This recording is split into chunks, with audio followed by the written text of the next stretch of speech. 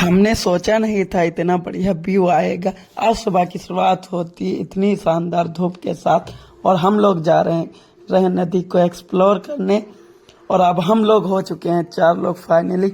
अब जा रहे हैं घर को और आपको दिखाते हैं कितना अच्छा व्यू था। घर आने पर मच्छू बाहर बैठा था। मच्छू को हम हर वीडियो में लेना प्रेफर करते हैं, शायद हम भी फेमस हो जाएं। अब हमारे भाई जा रहे हैं अपने घर को और मोहल्ले के सारे लोग इनको विदाई देने आए। हम इनके साथ वीडियो रिकॉर्ड कर रहे थे। हमारे वहाँ सारे लोग विदाई दे भाई को छोड़ने हम गांव के बाहर आए थे। भाई ने बोला थोड़े से फोटो और वीडियो ले लेते हैं क्योंकि अब दोबारा कम मिलते हैं। वीडियो लेने के बाद फाइनली भाई अपने घर को चल दिए और हमने अब किया भाई को बाय। भाई को छोड़ने के बाद अब जा रहे हैं हम घर को।